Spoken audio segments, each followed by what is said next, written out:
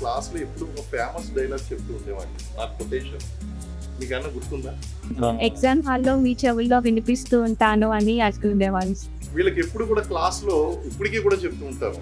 Class చెప్పిన తర్వాత exam paper రాస్తే ఆ పేపర్లో నీకు కనిపించాలి, మీ చెవుల్లో నా ఆన్సర్స్ వినిపించాలి అని చెప్తూ ఉంటారండి. కారణం ఏంటి అంటే మనం ఏదన్నా టాపిక్ చెప్పినప్పుడు స్ట్రెస్ చేయవలసినటువంటి అంశాలు కొన్ని ఉంటాయి. ఇప్పుడు గెజిల్ షాఫ్ట్, గెమిన్ షాఫ్ట్ అనేటువంటిది ఆల్మోస్ట్ ఆల్ ఎగ్జామ్ అంతా కూడా అయిపోయిన తర్వాత మీరు నమ్మరు, ఆ రోజు నేను నిద్రపోతున్నప్పుడు ఎందుకో కానీ థాట్ వచ్చింది నాకు, అరే ఈ టాపిక్ మీద అందరూ చెప్పాను, అంతకుముందు కూడా చెప్పాను, కానీ కొంతమంది మిస్ అయ్యారేమో అని చెప్పి ఎగ్జామ్ ముందు రోజున మళ్ళీ నేనేం చేశానంటే దీన్ని నోట్స్ పంపించడంతో పాటు ఒకసారి మళ్ళీ ఎక్స్ప్లెయిన్ చేసి మీరు చూసుకుని వెళ్ళండి అన్న. ఇలాంటి ప్రశ్నలు నాకు గుర్తుండి ఒక 30-40 ప్రశ్నలు ఉన్నాయి, ఏంటి మీరు చూసుకోండి అని.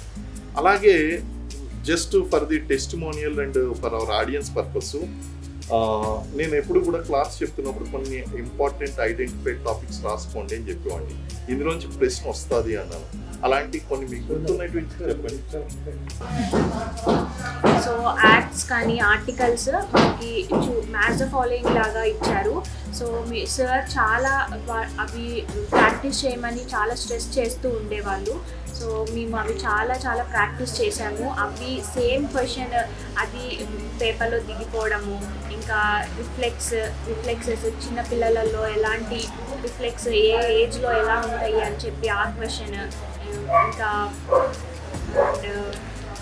ఉమెన్ స్కీమ్స్ అవన్నీ కూడా సార్ ఏవైతే ఎక్కువ టాపిక్స్ దేనిపైన అయితే చూసుకోమని చెప్పారో అవన్నీ కూడా మనకి పేపర్లో వచ్చాయి. చాలామంది ఎగ్జామ్ గురించి ఆలోచించినప్పుడు ఏమనుకుంటారంటే కొత్తగా జస్ట్ ఇప్పుడే డిగ్రీలు పోస్ట్ గ్రాడ్యుయేషన్ పూర్తి చేసినటువంటి వాళ్ళు మాత్రమే సెలెక్ట్ అవుతారు అని అనుకుంటారు. మీ అభిప్రాయం ఏంటి? ఎగ్జామ్ పర్సనల్గా మీరు వెళ్ళిన తర్వాత మీ అభిప్రాయం, ఎందుకంటే మీరు 181 మందిని అక్కడ అపాయింట్మెంట్ లెటర్స్ని తీసుకున్నటువంటి వాళ్ళని స్వయంగా చూశారు, అలాగే మన ఇన్స్టిట్యూట్లో ఉన్నటువంటి వాళ్ళని కూడా చూశారు. వీళ్ళంతా చూసిన తర్వాత అందరూ కూడా ఫస్ట్ అటెంప్ట్లో ప్రిపేర్ అయినటువంటి వాళ్ళే సెలెక్ట్ అయ్యారా, ఏజ్డ్ పీపుల్ కూడా సెలెక్ట్ అయ్యారా? ఈ ఎగ్జామ్కి ఎవరైనా కూడా ప్రిపేర్ అవ్వచ్చు.